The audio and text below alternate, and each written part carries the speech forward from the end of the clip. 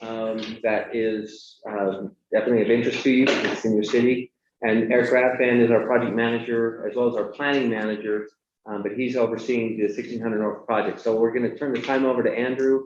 And if you have any questions, please feel free to ask those questions while we're talking about that specific subject. We're going to go through a few projects, including Geneva Road, 1600 North, but we also have some other work that we felt that would be a benefit to you to hear about.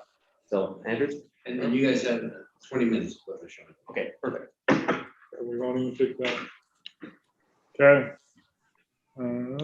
Maybe.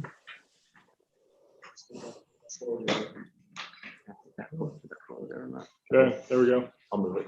Okay, so the first project, like Jeff mentioned, is our Geneva Road project. So this is the widening from University Parkway down to approximately 1800 South. We're still kind of trying to figure out our south time limit on this one. But this is the one down in front of the new LES Temple site. We've got a design consultant on board. We're pretty early still. We just started our design and environmental. We're doing the environmental reevaluation through this section. This section of Geneva Road was cleared back in 2007, I think, that had an environmental study that cleared the full corridor from Provo Center Street all the way up to State Street in Pleasant Grove. So we're kind of reevaluating just the section through our project limits. The ultimate build out on this project will widen Geneva Road to 5 lanes, kind of similar to what it looks like right at Parkway. And it'll continue that further south, passing in front of the temple and down. We're trying to figure out that exact time point on the southern end. Some of that may be kind of driven by project budgets. Come in, Ash. Yeah. I know it's broken. Debbie, Battery? Yeah. Can I ask a question? Why you decided not to go down to 2000 South? That's a pretty major thoroughfare, and a lot of people will be coming. Seems like it'll be a natural bottleneck. so there's a couple reasons. So this was one of the projects that was mandated by House Bill 433 by the legislature, and they identified the project limits as University Parkway 1800 South.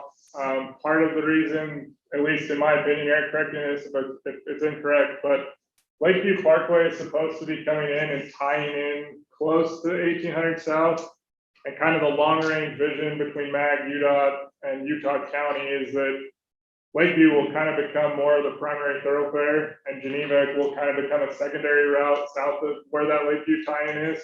Okay. So I think the legislature was looking at kind of that best tie-in point, approximately where Lakeview will come in a couple of years. I know Sam Kelly with the city is working with MAG right now to secure the funding on that environmental and kind of start the process of getting Lakeview extended up and tied into Geneva Road. So what it does is it just gives some Yeah, flexibility. no, that makes sense. And that is the conversation we've been having with, as local staff with UDOT and others, is the connectivity of Lakeview and farther north than 2000 South. But we are moving forward with that intersection will be signalized Yeah. next year. Yeah. So we got a different project, not part of this project, but we are working on a signal there and kind of some intersection improvements at 2000 to hopefully help with some of the bottlenecks. Kind of, you can see our schedule here. So we're hoping to complete our design kind of later next year, roughly that kind of November, December timeframe to advertise, and then kind of as a state, pending some right-of-way approvals. We'll have to get through the right-of-way process. We do have some fairly major impacts. So pending right-of-way approvals, we're hoping to have construction in the summer of 2023. We are coordinating with the Temple project. They are still trying to figure out exactly when their timing of opening is. But we're kind of hearing they may be in the spring, summer 23 timeframe as well. So we'll definitely keep coordinating with them and So make sure. we've been advised by the church and project team that they should be done and have a temporary certificate of occupancy by November of 2022. Okay. And then they will begin their efforts to improve the exterior, and they believe it will go till spring. And then they'll move in and do what they need to do. So we anticipate probably a spring, early summer completion. Yeah, that's kind of in line with what we heard, what the latest we heard, Jamie, is kind of that they're thinking kind of open house in spring. So yeah, project value is 20 million. Right now, again, that was legislated, that kind of got assigned to this project, so we're, like I said, some of that southern limit may be dictated a little bit by how far our funding will take us. So any other questions on this one before we jump to our next one? Okay. Yeah. I don't know what happened. There we go. So this one doesn't directly impact Orem. The main reason we wanted to highlight this one is because of the improvements that are able to happen along Geneva Road. So we're working with Vineyard City right now on a rail consolidation project that will move the kind of the Provo sub from along Geneva Road out to, kind of takes it from this blue alignment onto the orange alignment. We'll kind of push it out through that business park in Vineyard, and then tie it back into the main line. What that enables us to do is we'll be able to remove all of the UP track from just south of the underpass with Geneva and I-15 all the way down to just south of Center Street in Orem. So that enables us to, like I said, we can look at improving 1600 north, 800 north, straightening out kind of the kink at 400 north at Geneva and signalizing that intersection. It warrants a signal right now, but the geometry doesn't really work very well to put in that signal at this point. And then that also opens it up in the future to widen Geneva Road if it needs it, and also for the city to look at that kind of bottleneck on Center Street between Geneva and the freeway. So. And that's been, I'm sorry to jump. No, you're good, Jamie. Looking for Sam, but the Center Street, the Center Street project has been essentially on our radar for many, many years, and it's that railroad crossing that has been the bottleneck, because if we were to build the project now, then they actually would expect us to build it with railroad crossings per federal specifications, and then when they abandon the railroad, we have to pull it out. So we'd spend a lot of money on something we don't need, so we've been waiting and holding out until we get that railroad removed, and then we can expand it. It's a high priority project for us, but we're just waiting to make sure that we're getting our work done after the railroad spur is removed. You want to jump back one slide, Jeff? Sure.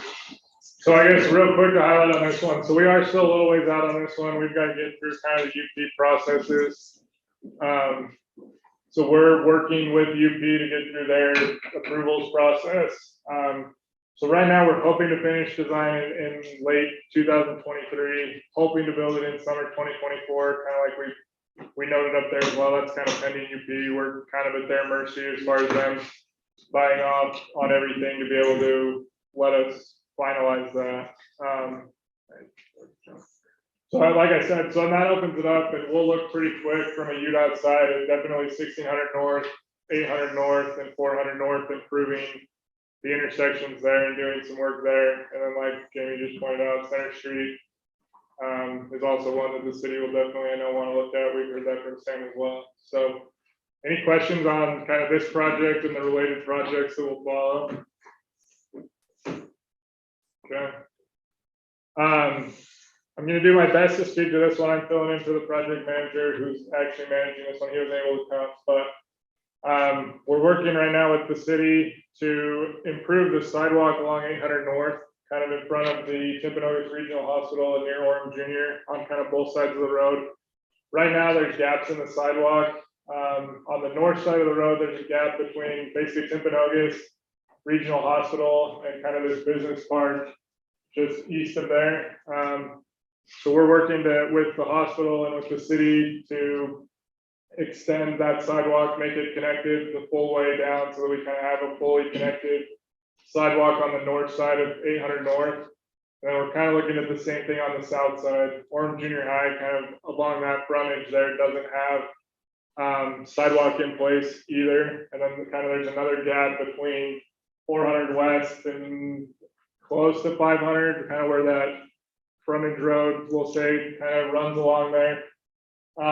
So we're working right now to identify some funding on the department side to be able to to put those into place, and to be able to kind of get that continuous sidewalk along both sides of 800 North, definitely through this section. So, One of the things with that is, you see the project value 738. There is some money, but we're going to the Transportation Commission next month for seeking funding approval to get up to that 738. So that's something that we have to wait for any design work or anything like that until we get that additional funding, which we're hopeful that the commission will approve that next month.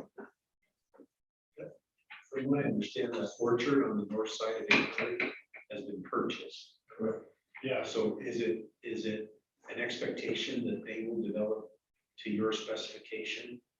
They'll participate in that? we're gonna do it before. We've formed a connection through Councilor McDonald with St. Louis Hospital, and so UDOT will be talking with them about Also, completing that Yeah. stretch through the orchard. So we'll have a planter strip plus a 10-foot pathway. Yeah, Timpanogos owns that already, so yeah, Craig Hancock's the PM for that one. So Craig's gonna reach out and coordinate with the hospital, we'll kind of figure out how much we need to get from them to make all the sidewalk section work. So any additional questions on this project?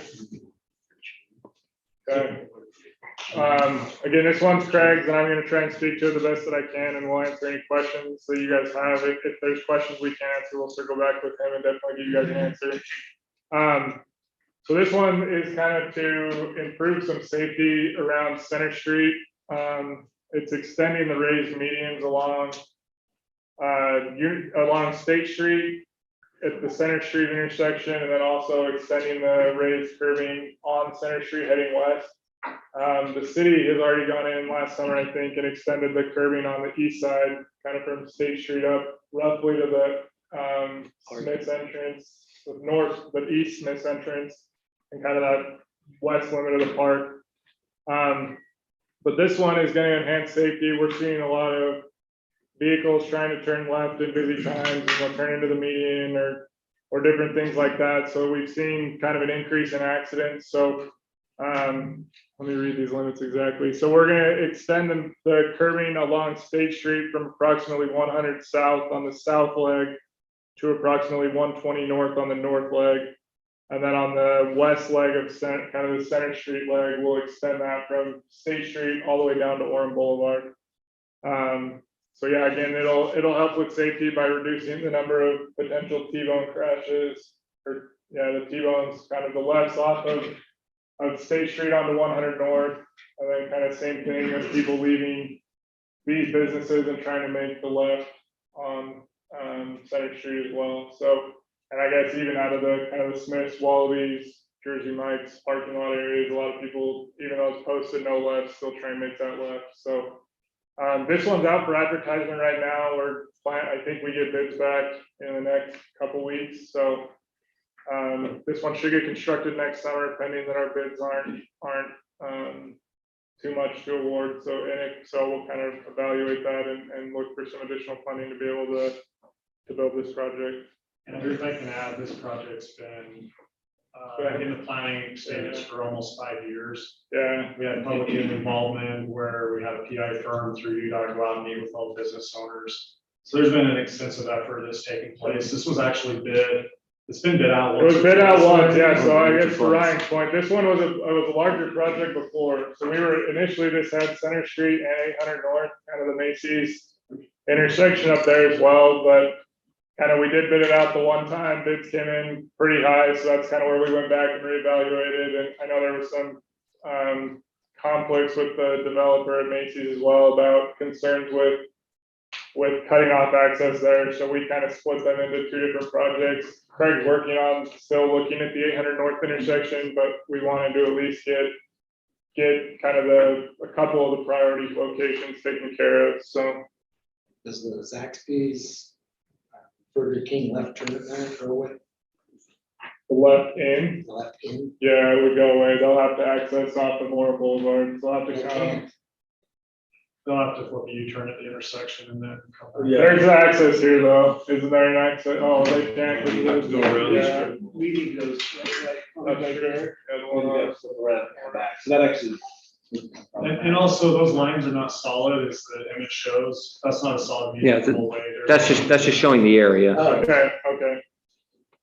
Again, so yeah, thanks So for for correcting that. example, you mentioned Wallabies access across the street here would be closed off. That's not the case. That line would indicate it is, but that's still open for those turns in.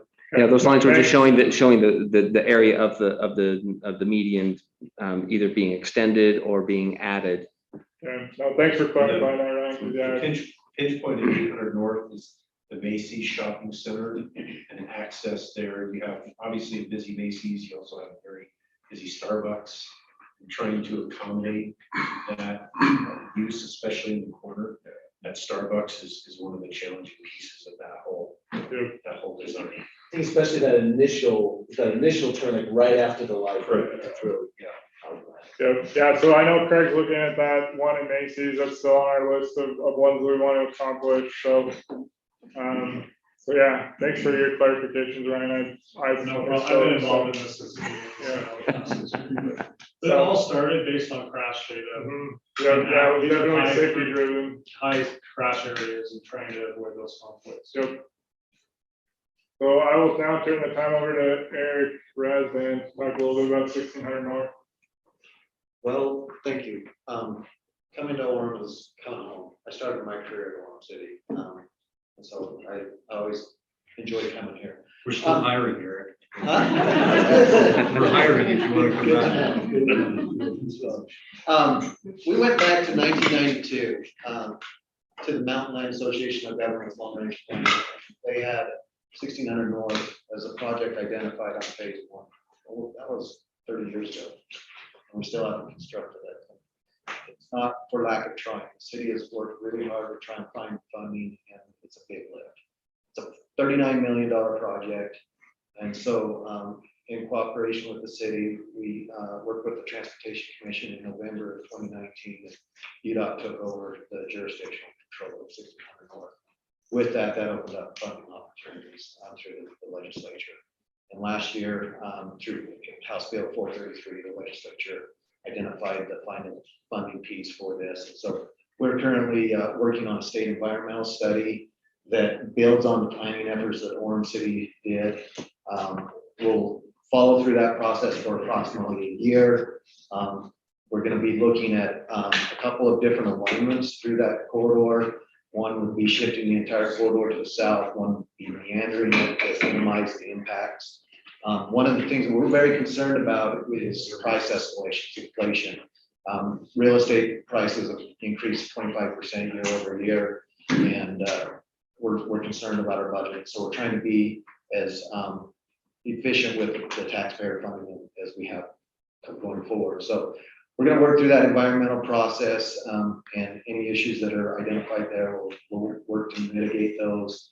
And then once we know the alignment of that corridor, we'll hire a firm to help us design it, and we'll start the right-of-way acquisition probably next year. Next year meaning 2023. And so the design and right-of-way acquisition, utility work would happen in that year 2023. And during that time, that utility work may have some impacts to the motoring public, but the actual construction of the widening we anticipate in 2020. And hope to, most likely we'll be expanding it to a 5-lane. It's currently 5 lanes on the east, 5 lanes on the west.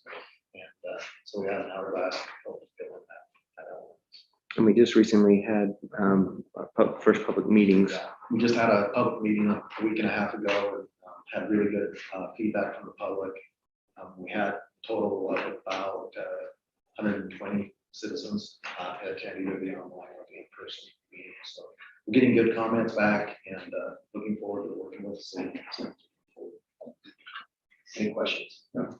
Yes. So 2 questions. One is, how many houses will we have to take out to do this? And then the second question is, I've had comments from people on the east side of 1600, worried about what happens on the east side of State Street. So will you address that? Because Yeah, as far as number of houses, we don't know yet. That's what the environmental process is going to help us identify. And we'll see what happens out of that. As far as on the east side, the 5-lane section is at State Street. We have 5 lanes. we plan to tie into that. We don't anticipate doing anything on the east side.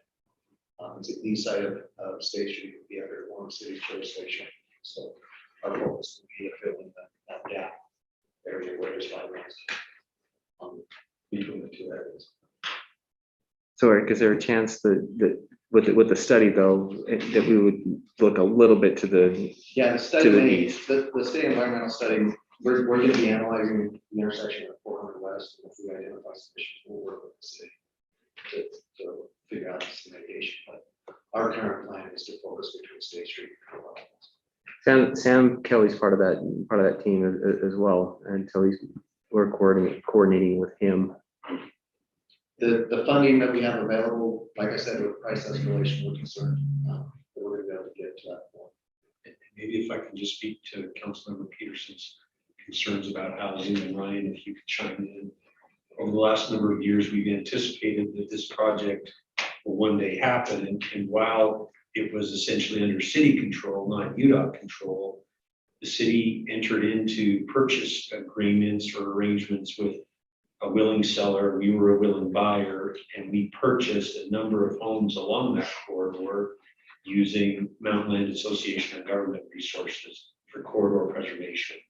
So our intent would be to essentially try and mitigate and minimize the number of properties that need to be acquired through this process, because we've already acquired, I think we've acquired 7 properties along the corridor. And when we went down this path, started down this path many years ago, we had people approach us and say, well, if you're gonna build this road, you probably wanna essentially you're gonna take my home. Are you interested in buying my home? And we said, well, yeah, we'll go through the appraisal process, we'll give you fair market value for your home. We used MAG resources to do that. And so we've collected this inventory of 7 homes that we have to put towards the project to minimize the number of teams that will be required, if any, through the environmental process. That was a real good use of taxpayer dollars. If you look at the real estate market, what's happened in the last 2 years, that was really money well spent. In fact, several of the properties we actually are renting out right now. So we have a management company that, how many homes? We have 4 rented out right now. We have one that we've demolished. Actually, it was in such poor condition. We have 2 others that will be demolished shortly because of poor condition. The amount of money needed to fix them up to rent them out was not worth the return on investment. So Those revenues that we generate from rent just go back into the corridor preservation fund. So we have a means to purchase additional property, or MAG has the means to purchase additional property. Then the city, or the state will pay the city for any of the right of way needed for the corridor widening. And then anything left over will remain under the city's control for a linear part or whatever. Any other questions? Okay, thank you for your presentation. Thank you. Okay, we'll now go to the Parks Master Plan. Lisa Benson, landmark design. Dave, if I can just introduce Lisa, I think most everyone is familiar with her, as she helped us with the planning and kind of preliminary concept design process with the Hillcrest Park.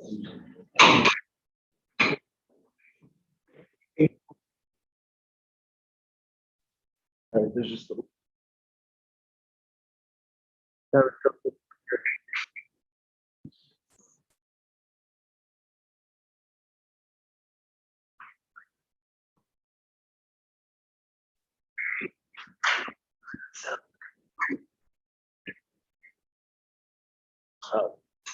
there it is. After further review.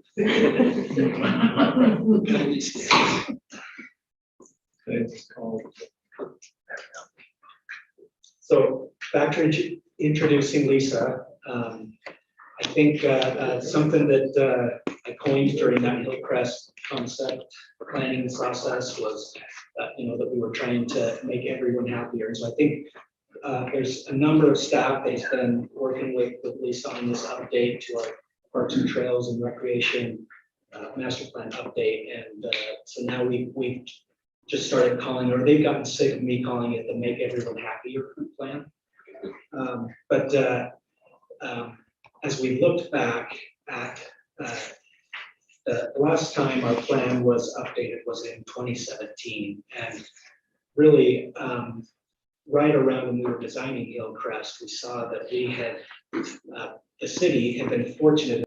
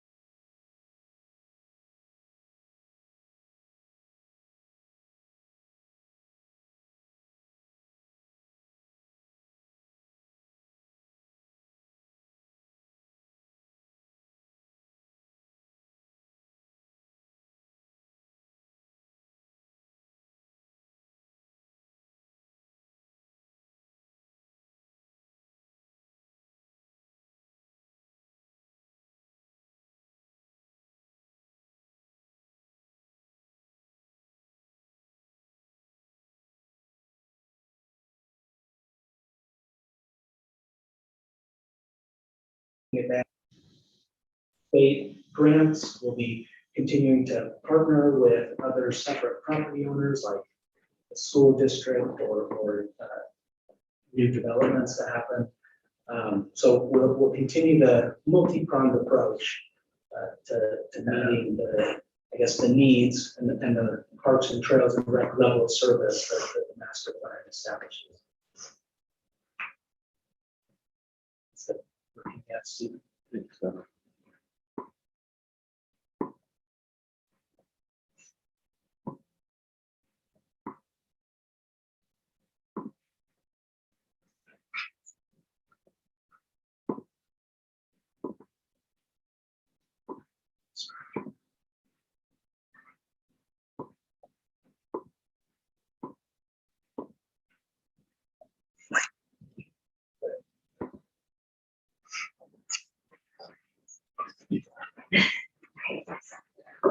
Well, thank you for the opportunity to present the update and where we're at on this plan.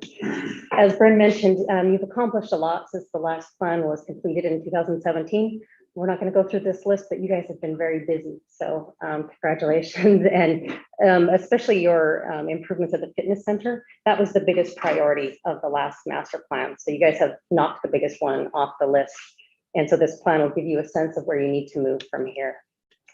One thing we added with this plan version is a chapter on arts and culture. So that is addressed along with parks, recreation, and trails. As at the beginning of this process, we decided we needed to reach out to the community to see where everyone was at and see where everybody's priorities were. So the city hired Y2 Analytics to conduct another community survey. It was primarily the same questions as last time, although we didn't need to focus on the fitness center, obviously, with that knocked off the list. So the city is still doing well with its provision of parks and recreation programs. You can see on the bottom of the list there, though, that people are a little less happy with trails. There are a little fewer people that are satisfied with trails in the community. So that all came out in other questions as well, which we'll cover. The top priorities in this plan, well, we'll get to that. So some of the main takeaways from the survey are that residents wanted to see existing parks upgraded instead of new parks funded. 80% were in favor of upgrading existing parks, and only 20% wanted to see the care tax used to build new parks. And something to keep in mind with this survey too is that it was conducted in February and March of this past year. So we were still on our COVID winter, and some of the survey results kind of speak to that. You see that park use increased and trail use increased. And so that's some of the other results that came out of the survey. Walkability to parks still came out as a top concern and priority for residents. And that was really important in the 2017 survey, and it still came out in this survey. Just looking quickly at priorities, this is the question where we asked residents to allocate hypothetical funding to their priorities within the community. In 2017, upgrading the fitness center came out on the top of that list. That was followed by walking and biking trails, acquiring large natural open spaces, and then upgrading existing parks and playgrounds. So in 2021, the top priority is walking and biking trails. And I thought it was interesting that upgrading existing parks and playgrounds kind of flip-flopped with acquiring large natural open spaces. And again, I think that speaks to the COVID needs of the community, trying to get out into parks and get out into trails with their family. So some interesting results to look at there. Demographics, we used your updated population in this new plan. So we had your 2020 population numbers with the latest census data that was released. This graphic I think is interesting because it shows the trending of different population groups within your community by age. So the blue shows under 20. So you can see that the percentage of children is kind of dropping in your population over time. It's trending slightly downward. Yellow represents the age group of 20 to 40. That is going slightly up. The gray group is 40 to 60-year-olds, and that one is holding steady. And then your over 60 population is slightly increasing over time. So this just shows us that your community is aging and you have a broad variety of needs that you need to address with parks and recreation. We've updated all of the mapping throughout the community. This map just shows your existing parks and special facilities. And something that this plan does is also update your park categories. So last time we had your regional and community parks kind of lumped together, but we wanted to separate those out because regional parks typically serve a larger service area up to 2 miles. Community parks are generally given a 1 mile service radius, and then you have your smaller neighborhood parks and mini parks. So we just wanted to help give you a little bit more clarification on your park categories. So one of the analyses that we do is looking at your level of service. Again, this is planning level of service. Keep in mind, this is different than your impact fee level of service. So we take those 4 park types that I mentioned, the mini, neighborhood, community, and regional parks. And we also added a category into this year called the parks in partnership. So those are facilities where you're either partnering with the school district or a private facility, private owner, where you contribute either funding or you might help with maintenance, that sort of thing. So we added that category. And so this acknowledges that resource that you're contributing towards. And when we add all of those acres, you have a total of 299.2 acres that can be used towards your planning level of service. And level of service is just a ratio of your park acres divided by your current population and then multiplied by 1,000. So we get a sense of how many acres you have per 1,000 people, and we can track this over time. Right now, the city is at 3.05 acres. Another analysis that we do is just looking at the distribution of parks throughout the city. And Orem does really well because you have done a great job throughout time of co-locating your parks with your schools. That has helped. I've never seen this good of a distribution in most other communities unless they do this practice. So that's been a really good practice and has shown a lot of benefit to the community. Another analysis that we did, another version this time, is looking at that walking distance because people said that that's so important to them.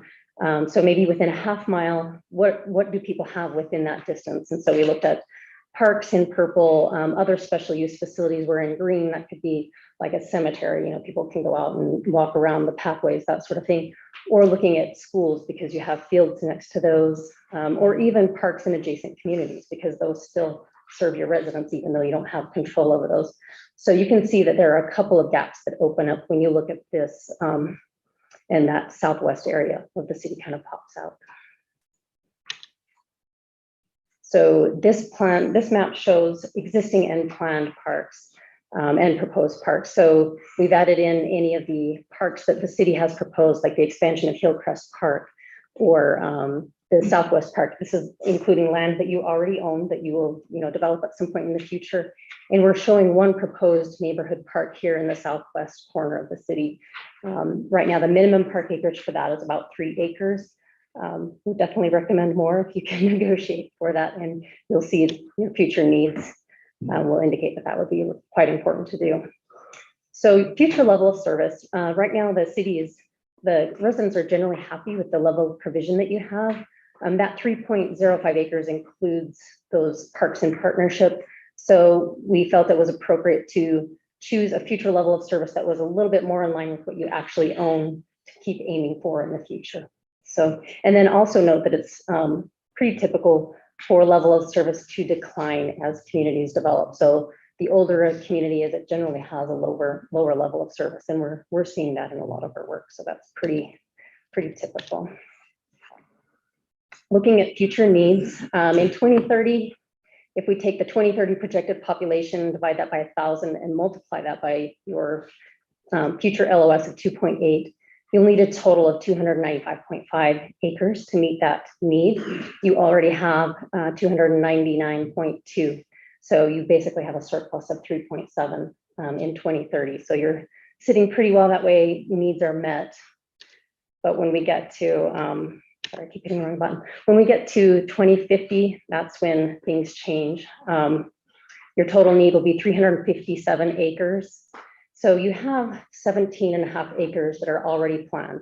That includes the additional 7.9 acres that you're adding at Hillcrest Park. And then also some acreage at Lakeside, the Southwest Park, and Heritage Park, which are newer properties that you own that are undeveloped right now. So you'll be adding 17.5 acres. And then if we factor in the 3 acres that you need in the southwest corner minimum to help fill that gap, it looks like you'll need about 37.3 acres in the future. And as UDOT staff were just talking about, the sooner you can acquire the land, the better, or the sooner you can, if you can negotiate for it, all those options are fantastic choices to help meet the need without outright purchase some of those. One thing that the city staff is also looking at are the detention basins within the community, trying to examine existing resources that you have that you may be able to add a multi-sport court to, or a playground. It may not be a traditional park, but it might help meet some of those needs in non-traditional ways. Some of the other ways you can help meet that need were talked about in your State Street Master Plan, some of those more urban parks and plazas, those sorts of more unique facilities, even community gardens or hybrid sports parks and plazas. And one thing that this plan does emphasize is focusing on upgrading those existing parks and also the trail network. So you've got a lot going on while you're trying to meet, this level of service need. You also have these other areas to focus on, adding your, increasing your trail network, and then also improving those existing parks. So you'll have a few things going on simultaneously. The plan adds a few elements to the park standards section, and these are footnoted as definitely only where appropriate and feasible, because these improvements may not be appropriate in all locations, but lighted amenities, so maybe lighted sports courts, low impact developments or green infrastructure, trail connectivity, and then again, co-location with the schools, which the city has done a great job at. We've already tackled the recreation center improvements, which again was the highest priority in 2017. Looking at recreation priorities in the new survey, you can see that athletic courts and recreational programs kind of fall towards the middle to the bottom of the list. So I think people were pretty satisfied with the improvements that have happened recently. And those improvements are still desired, but don't have as high of a priority as the trails and parks and open space. Some of the requested facilities and programs for recreation, you can see here, dog parks, pickleball courts, splash pads, trails kind of on that list. I doubt that's too much of a surprise. Also, programs for children and teens and outdoor events and festivals. So again, trying to make sure that you're covering all age groups, including mid-teens. The arts and culture section, as I mentioned, looks at the facilities and needs of that set of services that the city does offer. You have a wide range of arts and cultural facilities within the community, and you already have a lot of fantastic partnerships in place. You have a lot to offer your community. And some of the recommendations to come out of that chapter include just working to expand those events and programs as you can, implementing that arts requirement that was expressed in the vision of the arts district, and also making use of arts as a creative placemaking and community development tool, kind of tying that into your economic development as well. And then exploring the idea of the feasibility of adding some staff to help manage these programs and facilities. Diving into trails, again, top priority, walking and biking trails. And trailhead parks is down lower on the list. So I think this speaks to the fact that people just want to see the miles added. They want to see those connections added. That's the important focus. And this plan kind of defers to your bike ped plan, which was last updated in 2010. So I think, like Brent alluded to, there's probably an update coming to that at some point soon. This is your existing bike and trail network. The yellow just indicates some hot spots that were mentioned in the 2010 plan as needing improvement. There are some existing and proposed trailheads shown on this. And this is the existing network to be built out by hopefully 2050. This vision does include the rim-to-rim trail system, which the city has been talking about, connecting the mountains to the lake shore. And in red, you can see here that the red indicates regional trails. So this concept shows regional trails along 1600 North, 800 North, 800 South, and University Parkway, and then connecting out to the west, and then also a regional route along 8th East. And this just summarizes the amount of trails that you're adding. By build out, you would be basically tripling your bike lanes and then doubling your regional and local multi-use paths. So it would be a fantastic network built out. Looking at the implementation, getting down to quantities and dollar figures. We did an analysis looking at amenities within existing parks, and what we do is look at how many people you have per amenity in the community, how many people you have per tennis court or per basketball court. And we look at the NRPA national standards, and we adjust that based on discussions with staff and local need that you're seeing, so that we make sure it's tailored to Orem's needs and not some national average. So we can reference that, but we look at your local needs. So right now it's showing that you have a deficit of 5 basketball courts. And the city's intent is to focus on providing multi-use courts in the future. So instead of basketball specific, trying to provide facilities that reach a broader. Given that many of the people play basketball in a church, do we need to maintain as many as other organizations?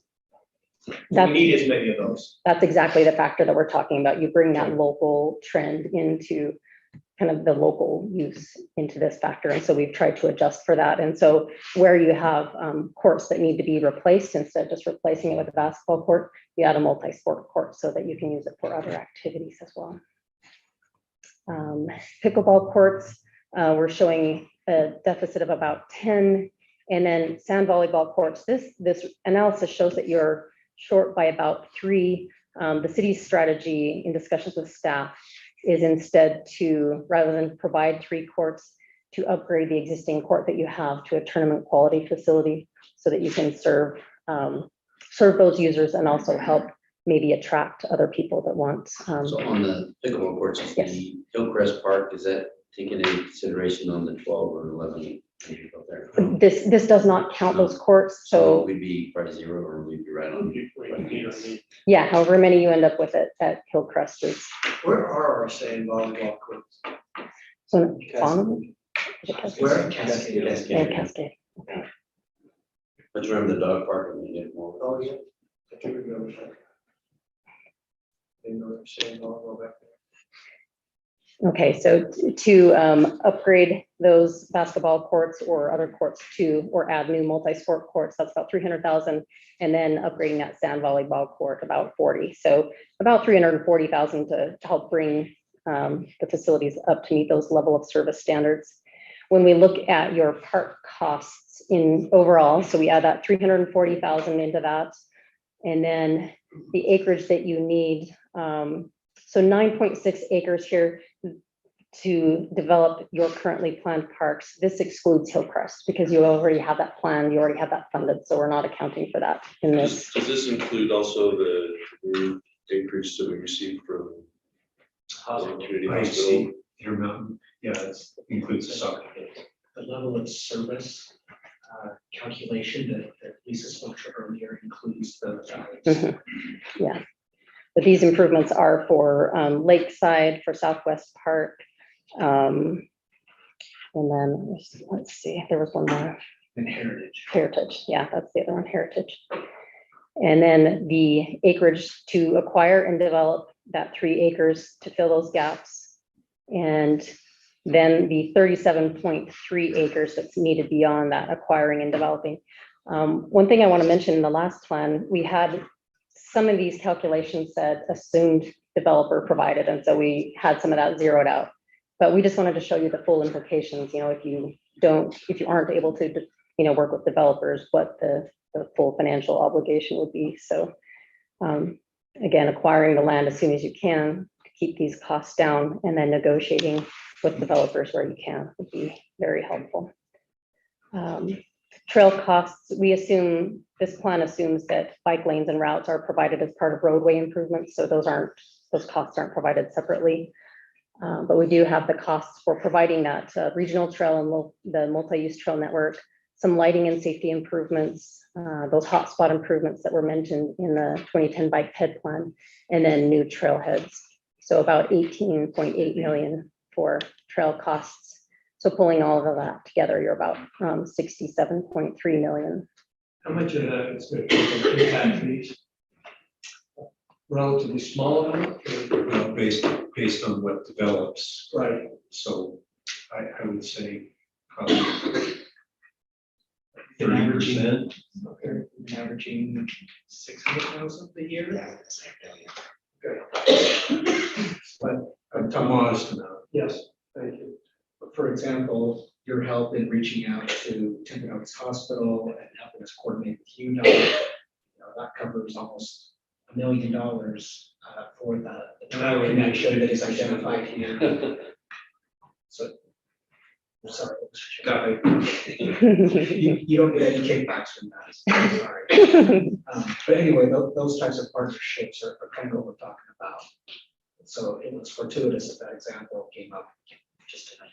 Right. And there are even strategies we've talked within our development services department about conversations prospectively with developers, especially in the southwest quadrant of the city, as they develop, setting aside a certain number of acres within their respective projects and allowing them to build their project within obviously an expanded footprint, but to preserve a certain amount of the acreage and allow them to build remaining density on the property that remains. And so essentially it's what we call a density bonus, where we can essentially have a developer, a property owner, dedicate deed property to the city for allow them to develop on the piece of their property, which is essentially quite a popular, I guess you could say, strategy that cities in Utah use to accommodate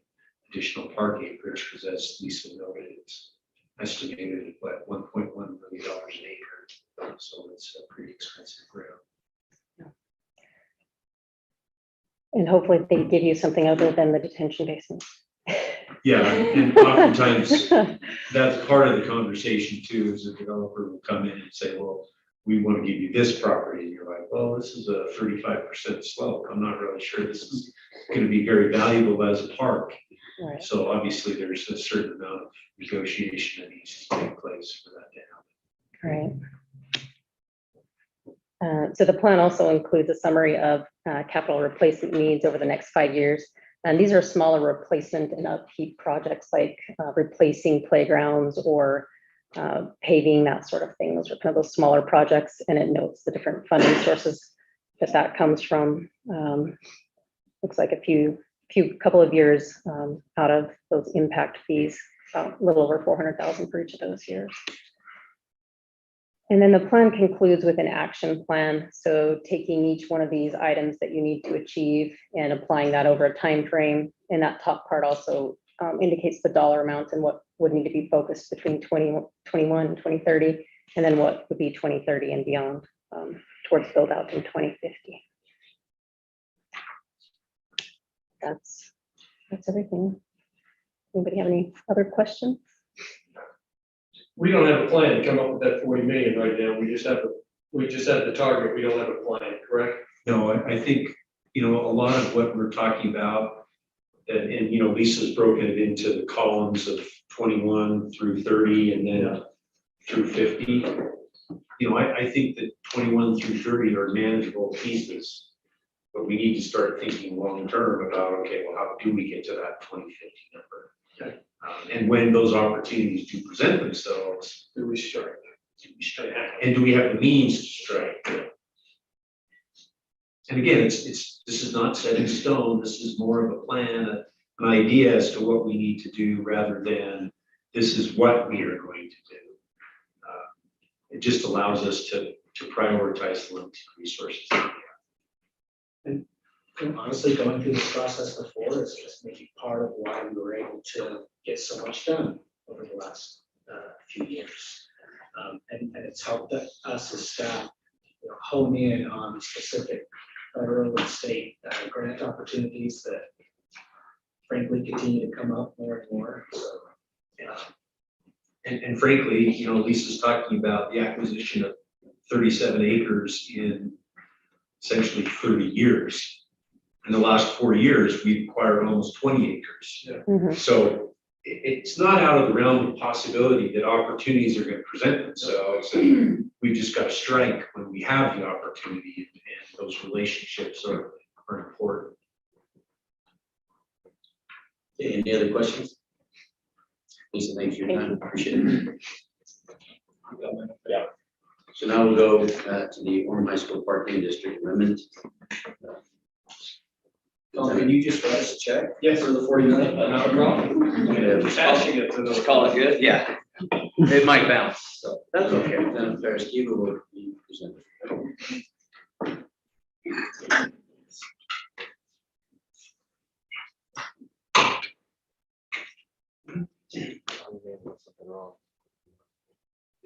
Yeah, I think it's coordination, but just we should have a pretty sure time real quick. I'll get it out. My presentation.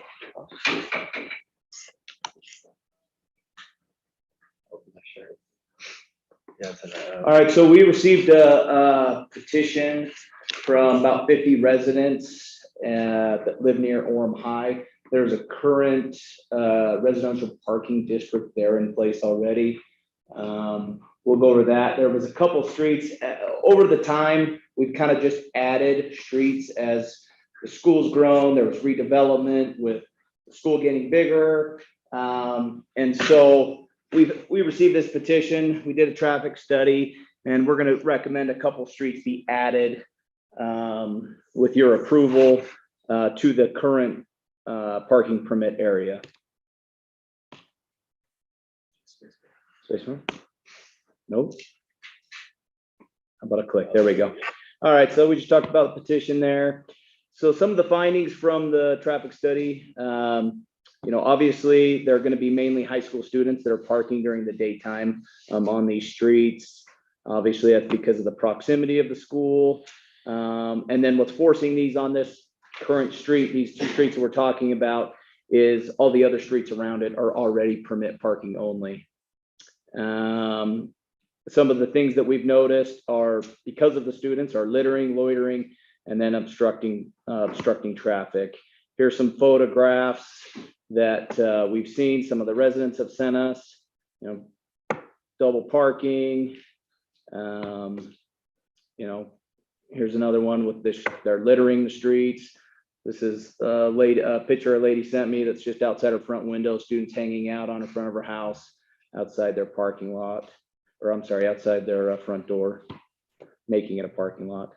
So if you kind of look at the photo, here's our current district in the yellow. The proposed addition is just one little street and a cul-de-sac. So it's 475 east and 350 south. So what we're asking for the council is we're just looking to expand the current residential parking permit program on the designated streets of 350 south and 475 east. And did we get 100% of the residents requesting it? 100% as on that street. Yes. I don't know if we got 100%, but we had on those two streets, we had over 50 signatures. But did we get 100%? No. You think should be added at this time or just that? You know what? This is kind of the last little piece that's close to the school. If you can kind of see based on the map, obviously Ellis Drive is actually in the district. I forgot to highlight that. I'm not sure if this little 700 east where it goes into that little cul-de-sac is on there or not. But based on their petition and based on just the overall, what I'm seeing, this seems like the last little piece of the pie for this district. Across the street because it's further than the parking lot, right? Correct. Yeah. If you kind of look here at the school, you got the field house up here that's, you know, up north there. That's the little streets there where they would cut across. You know, your seminary building, that's where they would kind of cut across there. Your field house is right in here. Your main parking lot's down here. That's your football field track area. So they're the south side of the school's right in here. So this is that 300 south, and then that is all permit area only, but then they're just parking right here off this little chute. So Michael, is that, it's a large area, it looks like. yeah. Do you patrol that area or is it on complaints? And how's it worked out for the yellow area? Well, now that we've got our parking enforcement team up and running, it's a lot better.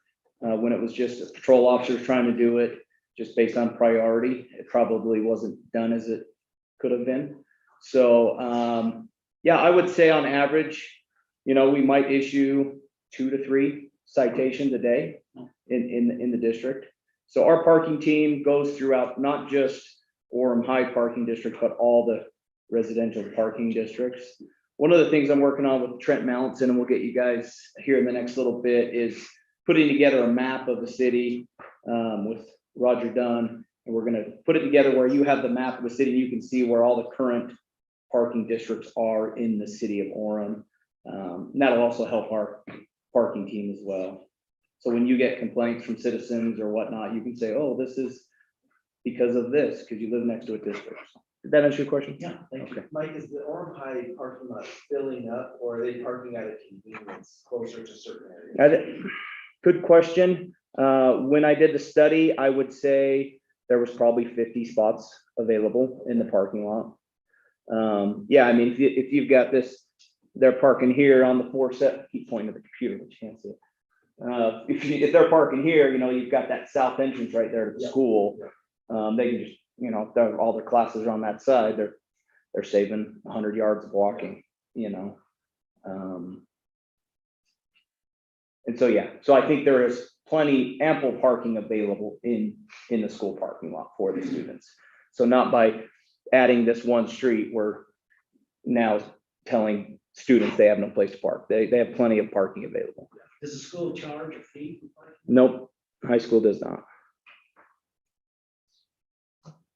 If they do, you'd see that on your Alpine School District taxes.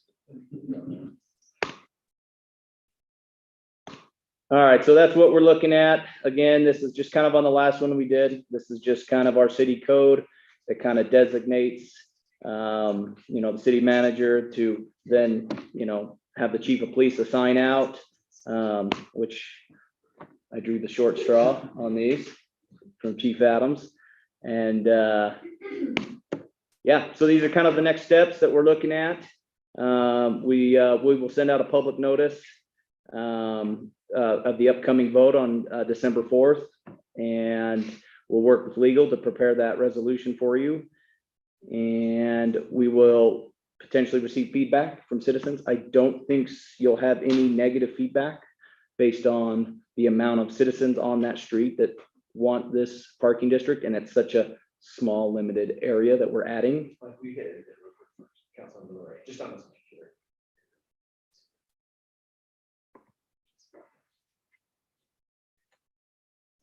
That all right? Yeah. You're right. Yeah. Okay.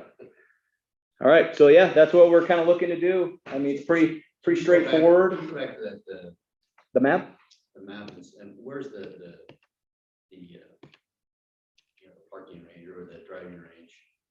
Is that The driving range, so that is going to be, kind of see where the football field is, the green little circle? That's gonna be just kind of in this area, right off of Campus Drive. So that's kind of more affects the Campus Drive area. Can they park there during the day? Can who? The students? No, that's all, it's only a daytime permit area, maybe something I should have clarified. So this is only during school hours. So Also, if they have it's, a guest at night, they don't Yeah. have that hassle. yes, so it's 7 a.m. to, I think they're posted 7 a.m. to 3 p.m. is what they Including are. football games, including those nights I- as well. I believe the Just- signs are just posted for the school time hours. Special events do not count. Mike, I think Yes. it's limited to school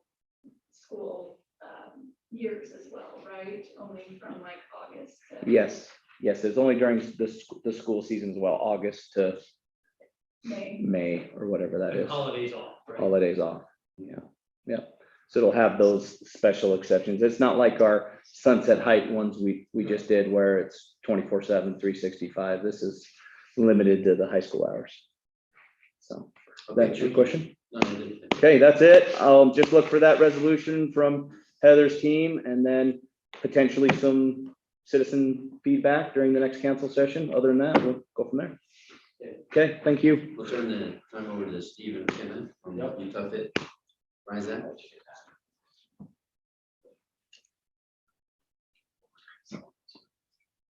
You have 6 minutes. Yeah.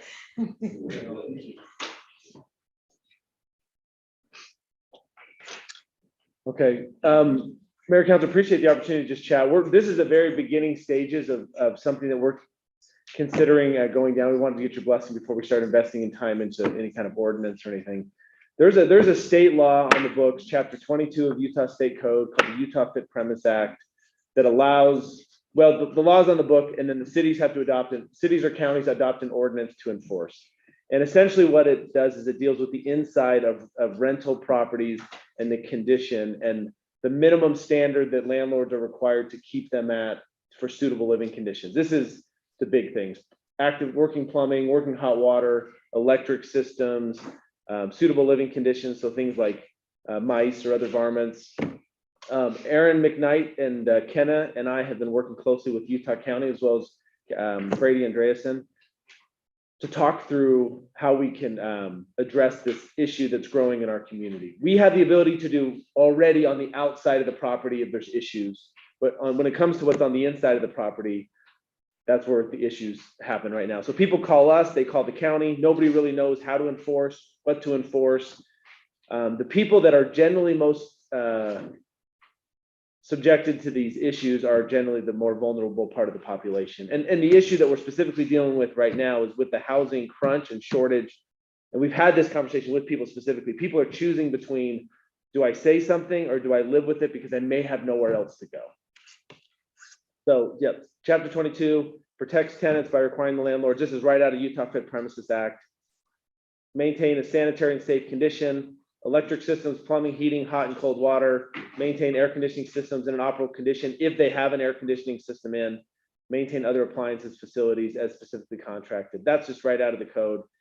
And then cities or counties are to adopt the ordinances consistent with this code to utilize their administrative remedies like the ALJ. So again, we already cite people for issues about on the outside of their home. We have the ability to do it on the inside of the home for very specific bigger things that a tenant might be dealing with.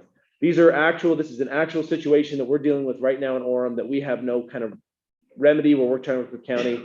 Black mold is forming in this apartment because of the windows that are leaking, and you can see that kind of all kind of forming against the sides. This is a significant student housing project, older one that there's issues. Ken maybe can speak to where this project is, because they have tried to work with the landlords on this one. Yeah, so this one's near UVU, just below UVU. And we've had now 3 or 4 complaints from tenants over there that the repairs are not being done. You know, we've given them advice on how they should go through Utah Legal Services through the process. They've done the process, it's still not getting done. One apartment's been without heat for 2 months. This is her boyfriend's apartment, and they've never fixed this mold problem. They've got some staircase issues in the outside exterior that are not safe, and just, you know, continuing issue. This particular girl that we've been dealing with, she's had with the furnace. They told her to change her furnace filter because you see they were not maintaining it.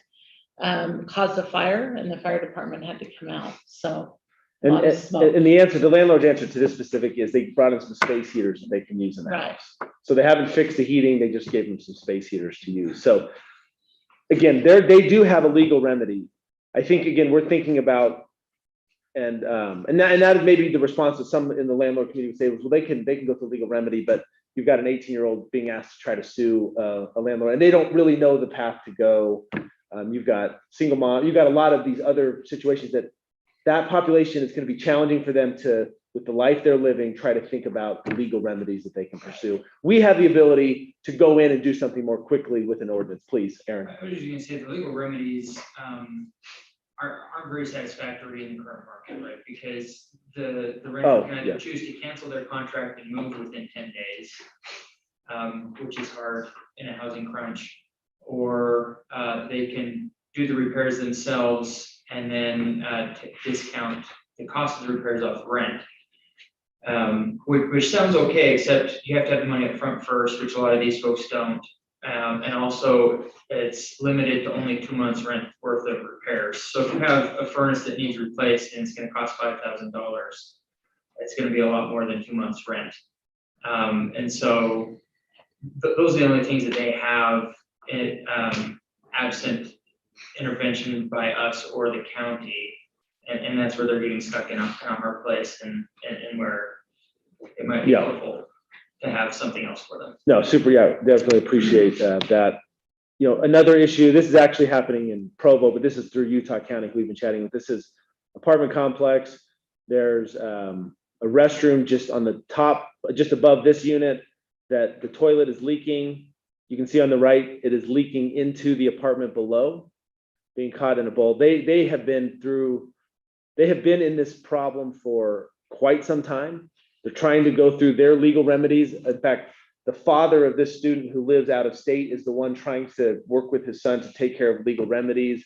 They're going through all kinds of mediation, and again, right now the county or the city couldn't go in through like what we have with the administrative law process and cite and require kind of faster action. They have to go through their kind of slow and legal remedies. And again, in the middle of a semester as a student, you don't have the ability to just up and move to another place. So again, these are real situations that are happening right now in Utah. So what would the city do to get involved?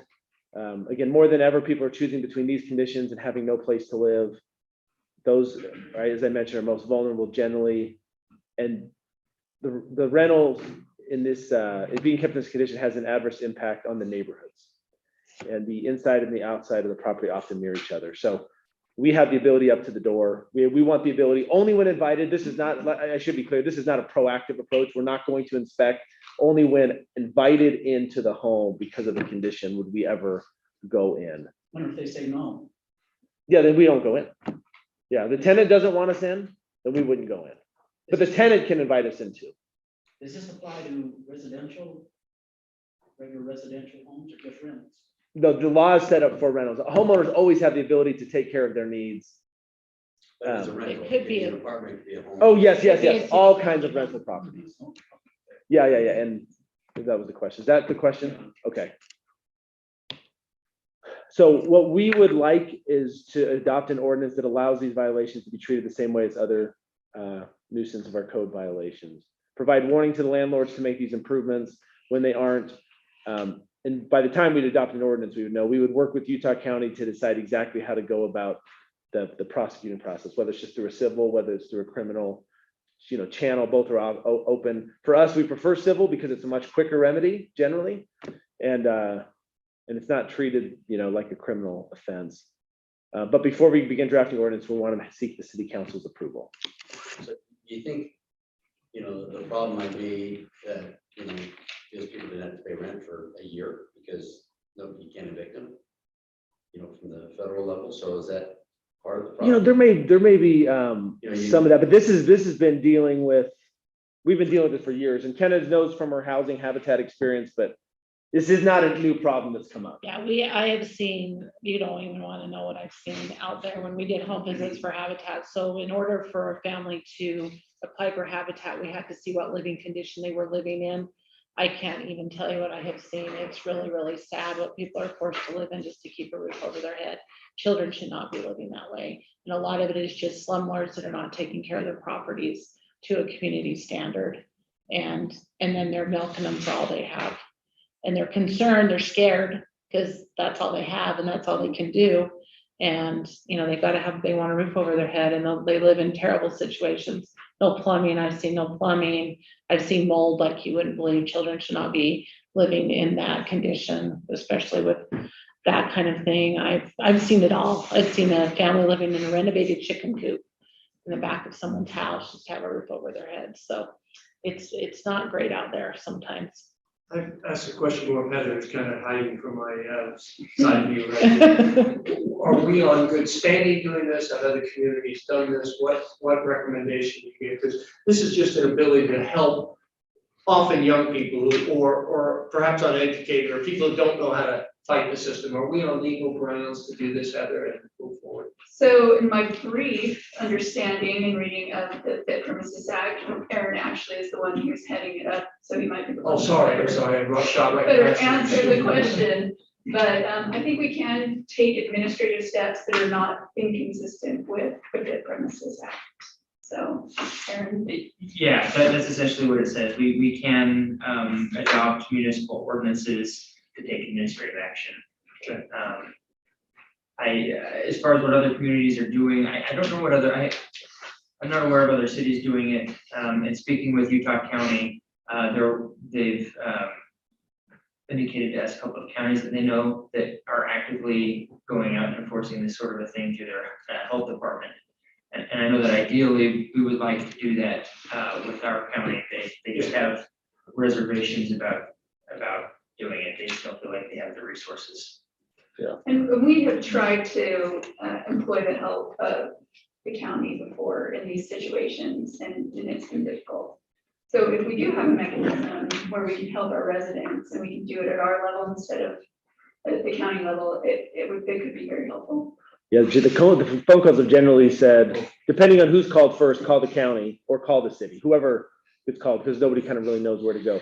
I did have a phone conversation with the Utah Apartment Association. Paul Smith is their executive director. He essentially generally lobbies on behalf of landlords. He was actually helped craft this bill, Utah Fit Premises Act.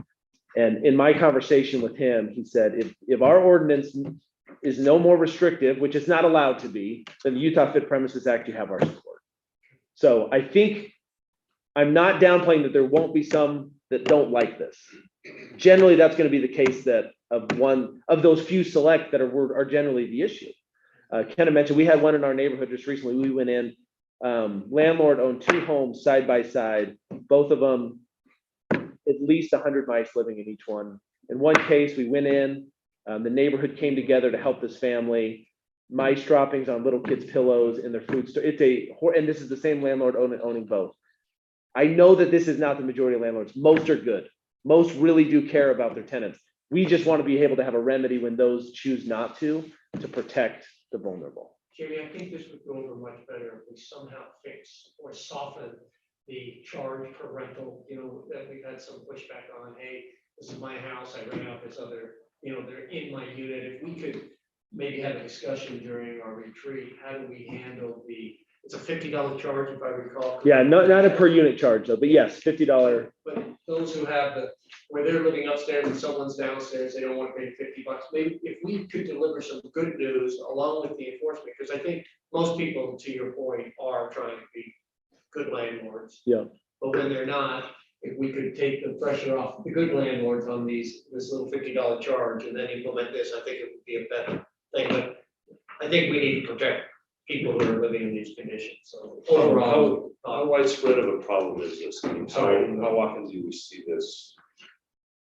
So the city probably gets, a few calls a month, but I think it's because people don't know what to do. I mean, like Stephen says, indicative, if a property is not being maintained on the outside, usually it's not being maintained on the inside either.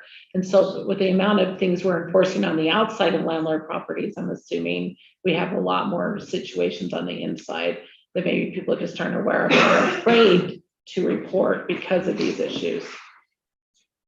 If I may, this could be part of a broader discussion where we talk about within the state of Utah, there is a program labeled the Good Landlord Program, where, for example, landlords can be extended rebates for some of these fees that we're talking about, provided they participate in training and they agree to essentially maintain their properties to a certain standard. That's something that we can look at and see if we can incorporate something like that into the program. So we say, look, it's not about generating revenue, it's about ensuring fit premises and making sure that landlords and tenants understand what the expectations are between both parties. That state good landlord program is quite expensive. Well, there's obviously there's an administrative fee. It's actually run by the apartment association. Yeah. The training, much of the training. But what I'm saying is, I don't want a fee here and then a fee here. No, but I think there are, and we need to do some more research, but I think you can, through the apartment association, qualify and participate in training and apply that training to not just one property that you own, but multiple properties that you own. And so it could actually result in a reduction of your fee, not an increase of your fee. It could mean at the onset, paying for training and that certification rather than paying for a landlord license. But once it's done, then it's done and you can apply that. I even think across multiple years. It's not just. Yeah, it's been a little while since I've looked at the details of it. So I think that's something we could look at. Yeah, any hesitation or any questions at all, please. Well, I think it becomes subjective because, some of those pictures look like the first place we lived in when we got married. Yeah. There's, if the window leaks, every time it rains, if there's water coming in the window, if there's rust on that front door, I don't know where we draw the line that's not a good window because it leaks and. Yeah. It's gonna be a little scary because you're gonna have people say, I don't want to have my landlord come and kick me out. Correct. And that's a good point. And I think the leaky, like in this case, the leaky window wasn't the issue. It was the mold that continues to build because of it. So yeah, there's no doubt. And it's very specific. And the landlord community drafted this bill as to what we would be allowed to go after. And it's generally going to be plumbing, electric, again, things like varmints or mice. Yeah. Very, very conducive to health. Yeah, hell, good call. And again, ideally, Utah County would adopt an ordinance and take care of this, and we would work with them. They have just expressed that it's not their interest right now to do that. See, yes, please, Andrea. Well, I'm kind of here unofficially. I do work at the health department. So the complaints, I had 3 calls just this morning, and it's not people that aren't paying their rent won't leave. This is people that have sewage in their apartment. They have both the toilets are backed up, and there's raw sewage in their apartment, and the landlord won't come fix it. So those are the kind of calls that I'm getting, and they're all over the county. I get 3 this morning, and these people are just at their wits' end, they're getting sick. So it's not just a little rust around a window, you know, that's all it was. Some people, like I say, they haven't had heat for 2 months, the toilets are overflowing, it's really a horrible, horrible living conditions that nobody should be living in. So I'm kind of here unofficially. I'm one of the champions. I wish we could do something like this. You know, at the health department, we are so overwhelmed and understaffed. We would need at the last report I heard was about 12 to 15 full-time staff to be able to go throughout the county and to be able to go do inspections. They're too busy inspecting pools, apartment complexes, tanning salons, restaurants, all of that. So the money's just not there for us to do anything like that. Thank you. And I would mention to the last, and I know our time's probably up, but how this would work for us is the same way we believe it's gonna be similar to how we do our outside code enforcement. And that is 70% of people address this once they get the letter saying, hey, we know about it, it needs to be taken care of. Most will, especially the responsive ones. The other ones, we would go through an administrative law judge process. But we have the software in place now, this new Comcate software, where all we would have to do is click a different button than the one about the garbage outside. We would click a different button, send the emails, send the text, let them know that it's there. We have that infrastructure in place. And we believe that almost all, especially all the good ones, they'll get a notice and they'll say, you're right, we need to get it taken care of, and it'll be addressed. And that's what we want as well. We would have the manpower to enforce that plus. Yeah, we think so. Our NIT team they're aware of this, they know about it. And we have the systems and they have the tablets to go in, take a few pictures, send it off. And again, we would work with Utah County to say, hey, is this egregious enough that we do need to go down a criminal process? We've been working with Ben Van Oy, who's an attorney for the county. And by the time an ordinance would come, we will have these how that's going to work figured out. Okay. Stephen, I just want to say, I think 98% of your landlords don't see the stuff we talk about. They don't. Yep. They absolutely repair agree. and, Absolutely agree. repair their buildings. But and I think I talked to you about this when we put $50 fee in, that was just foot in the door. And with the landlord program, I just hope we don't increase fees. Yeah. No, that's fair. All right, thank you. Okay, thank you. We'll move on to statewide opioid litigation settlement. Okay, I will be very quick. No presentation. No Okay. presentation, no, it'll be really fast. If you haven't already heard, the state of Utah has agreed to enter into a statewide, it's actually national settlement of $26 billion regarding the opioid pandemic. The state of Utah has been negotiating with 3 distributors and 1 manufacturer since July on the terms of those settlements.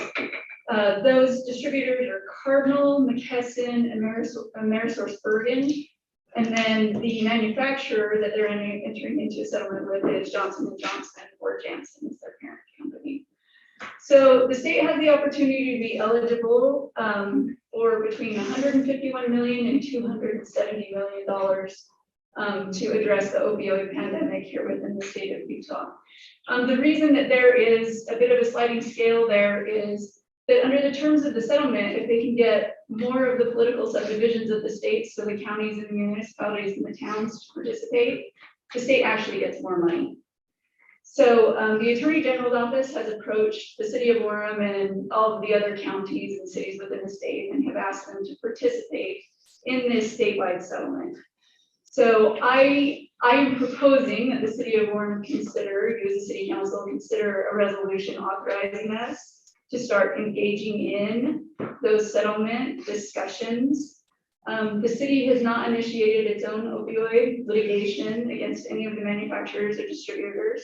So if there's any opportunity to have a seat at the table, this is kind of that opportunity. That being said, whether or not actual dollars will make their way to the city of Orem is probably not going to happen. More likely, the money will be distributed between the state government and the county governments. which is appropriate because it's usually the county that deals with these type of health issues. What does participating mean, Heather? It just means that. Do we add our name or do we have to spend a lot of time? No, no, no. In fact, just so that you all know, once you give this authorization, most of this will be handled administratively. Okay. So we're registered with the National Opioid Litigation website right now. So we kind of have our foot in the door, our placeholder, and we have to indicate whether or not the city is interested in participating before the end of the year. It's like January joining a 6th. class action suit. So, yeah. I mean, there's already been this multi-jurisdictional litigation that we didn't join. So what we're really doing is joining in the settlement and kind of getting off the benefit for not having participated in the process at all. So the state of Utah has been very active. There are a number of counties who have also sued manufacturers and distributors directly. But again, I don't know of a city that participated, to be honest with you, or who initiated litigation in this multi-jurisdictional action. Salt Lake may have, but I didn't find any indication. So the plan is on December 14th is just to present a resolution to the city council that will authorize us to participate in the statewide settlement, and then authorizing us to kind of take care of it on an administrative basis, allowing Jamie to consider the settlement documents and execute them. So. And I think if we did in fact receive proceeds from the settlement, those monies would be used for public safety purposes in the fight against opioids. So this is not something that would go to the General fund, I don't think. Yeah, It's gotta be no. used to fight the problem. And to be honest with you, it's really probably, the money's gonna go to the county.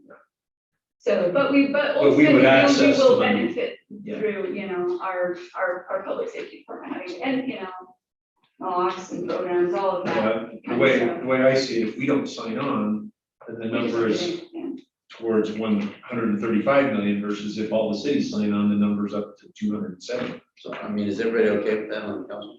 And just so you know, there is a likelihood that they don't meet the threshold at the state level, that not 86% of the eligible cities and counties participate, but Okay, I think we should move forward. excellent, thank you. Thanks, Heather. I heard today, the feds are going after the pharmacies now. So the pharmacies that have been Ohio distributing. settled with Orem. I just saw that on the news feed. With the pharmacies? Walgreens and a couple others. And yeah, I mean, I'm sure that everybody in this room can think of someone they know personally that's been affected by this crisis. So this is a great opportunity for the state and their political subdivisions to participate. CVS, Walgreens, and Walmart were reckless in their distribution. There you go. All right, thank you, Heather. Okay, thank you. Okay, now we'll talk about our city council meeting schedule with Cody Bates.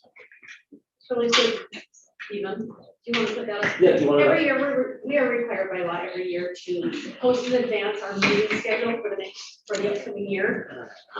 So what we do is we go through and we look at conferences, both staff will participate in and council will participate in, and holidays and events, and try and make sure that we, don't fall on any important dates.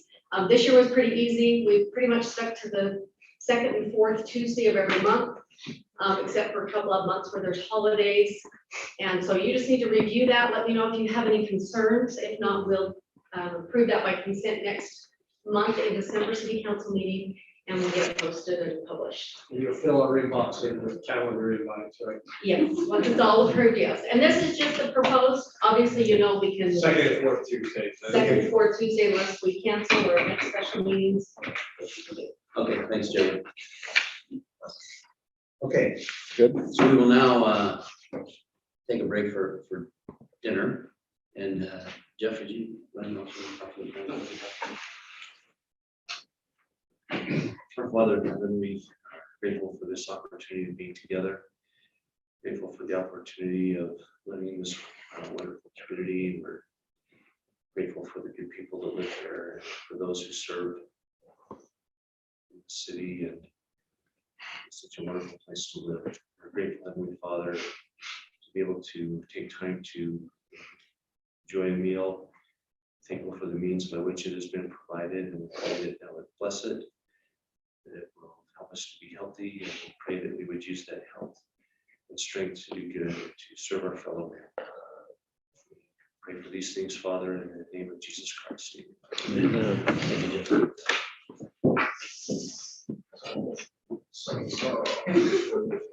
yeah, Zaxby's chicken and salad over there, so.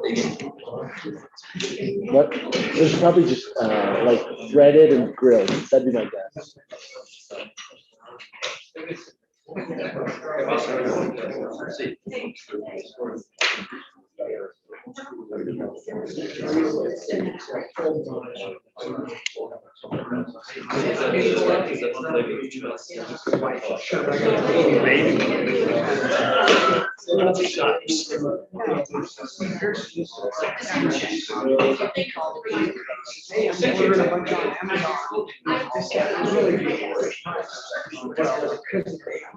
So we probably need a couple of cases.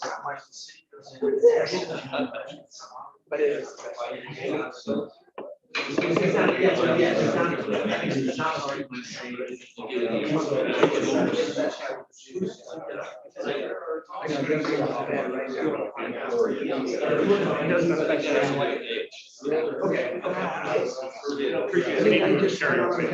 Yeah, no, thank you.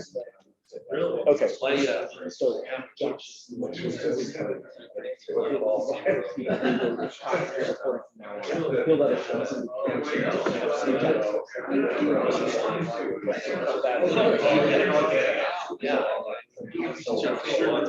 Is that what it is? Maybe that's what it is. Ball's in your court, right? I tried to read it. Yeah, I got no problem. I tried to call you Nick. So you Oh, I didn't see that. Gosh, I'm sorry. get my number blocked, I understand. Yeah, right. We did, somebody blocked me, so. Yeah. Yes, yes, but I think we should work through that too. Yeah, but agreed.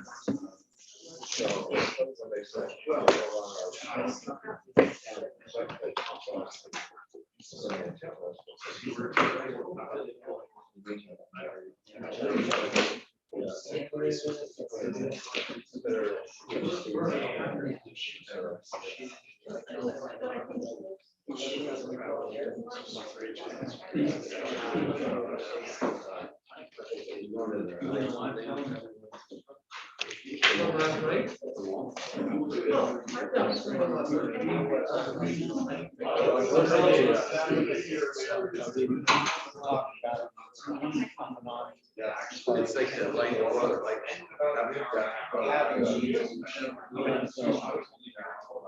So we have to.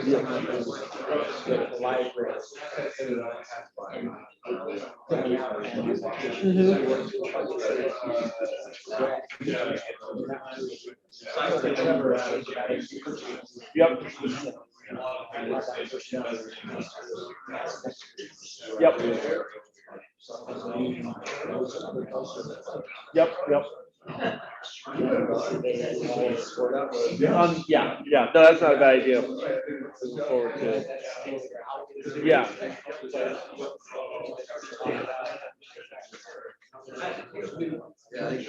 Yeah.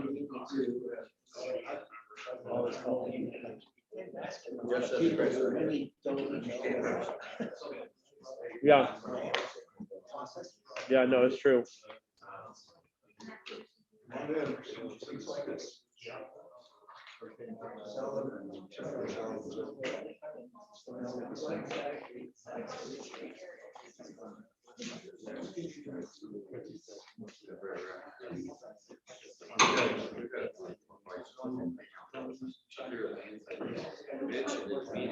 I was telling Brent that they've gone after the pharmaceutical, the pharmacies, and that landlords are probably next that they'll go after. So somehow they'll loop them into this. Now? No. Well, give me your. I think they're gonna pay us. Yeah, yeah. It's a great retail market of value, wholesale.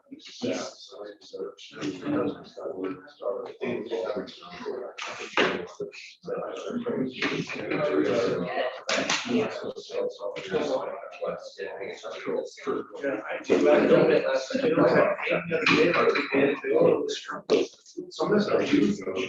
I got I hurt myself on the bike. And I say, "No, I'll tweak something, and then I'll take it over." Others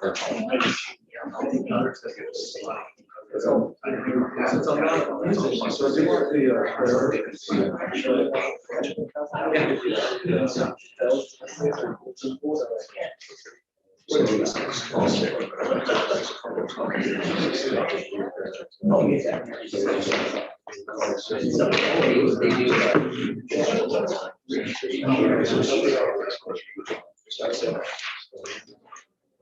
Okay, so the everyone, so Bryce.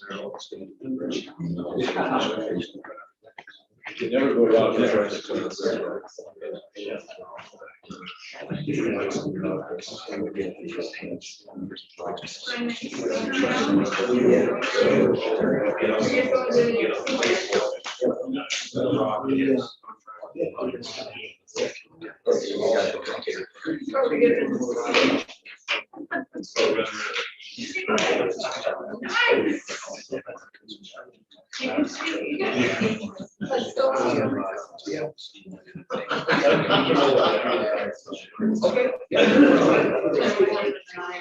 Not that many. Oh, did you really? I know when you're going about me. We talked about how the Cold Country, which is in Indiana, just got moved to like Saturday on like prime time, it's on December 18th. So I thought about texting Illinois, my buddy, saying, dude, let's go see your brother and see the Colts play. in Indiana. Too close to Christmas. I don't think Becca would love that. Yeah. Yeah. We'll be back Sunday. Yep.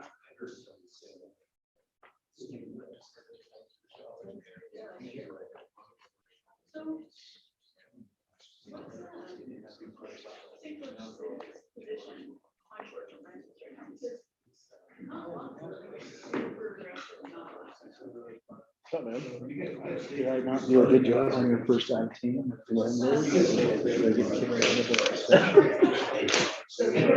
we haven't even had any internal. This is just going to the county. We're trying to get the county to do this for David and Salt Lake.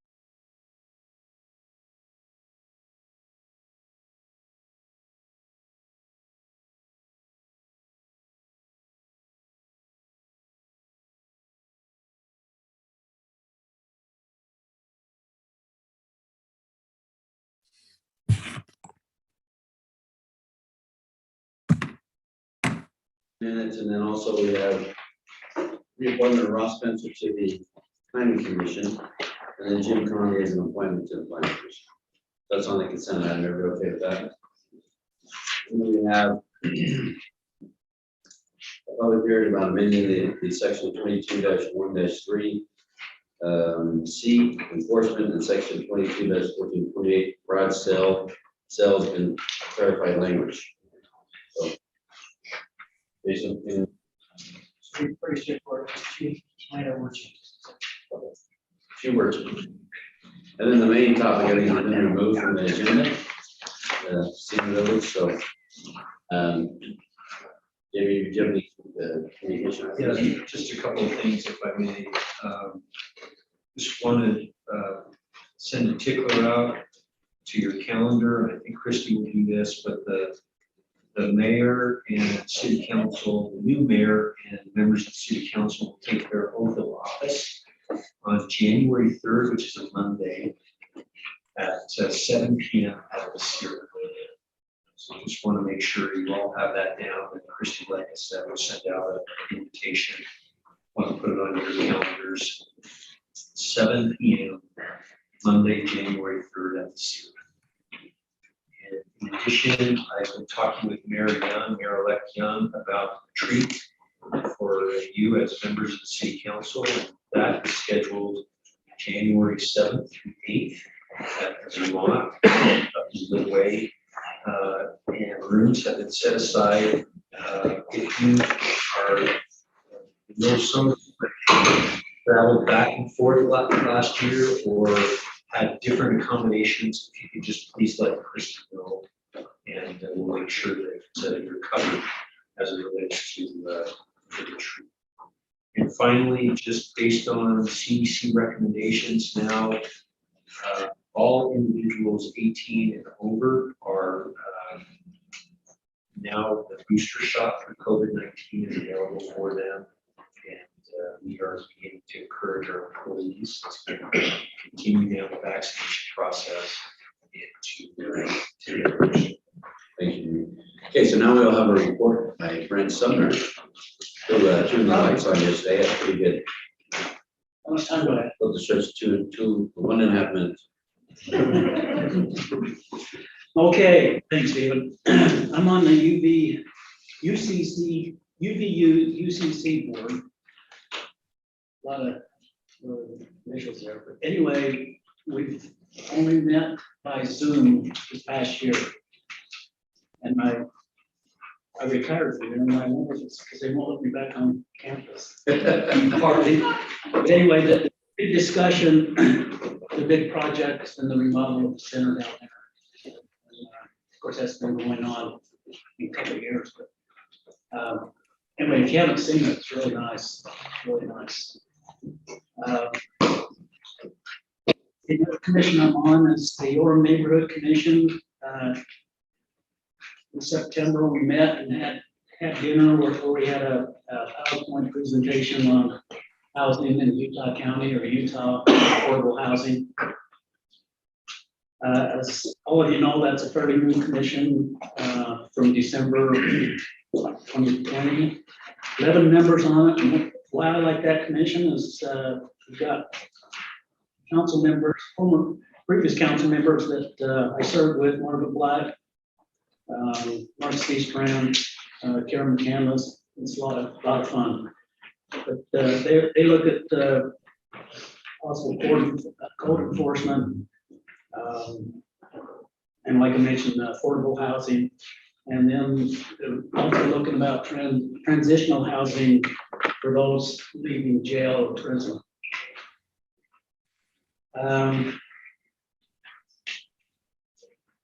I'm on the Public Works Commission, and they've, of course, they've talked about the well before South, $1 million or $10 million tank, or 10 million gallon tank. And they have a new well that they took a tour on, was that last month? Anyway, recently. Well, it was Central as well. Yeah. Anyways, Central Utah Water Conservancy District well. It's just on Geneva Road, about 4th North.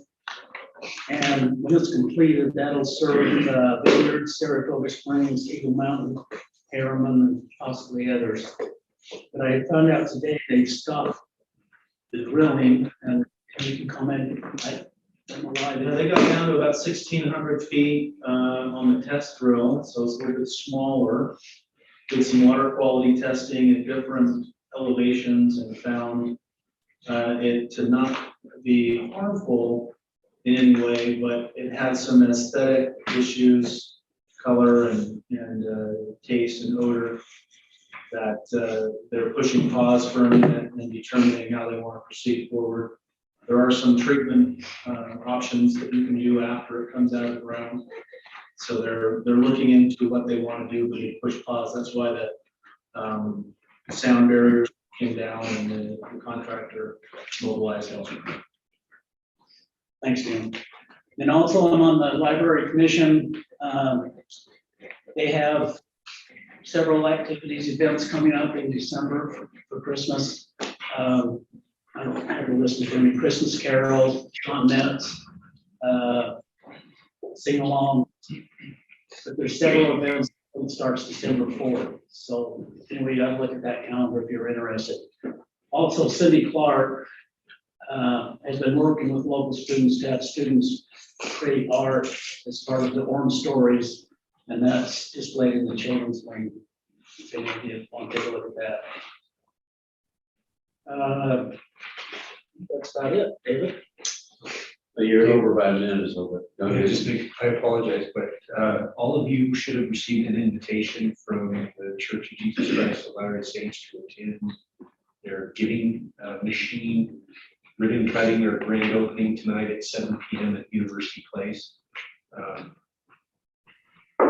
Meeting may be appropriate length to allow you to do that. I just wanted to remind you that it starts at 7 p.m. at University Place. We'll keep it as short as possible. Thanks, we'll to. Yes.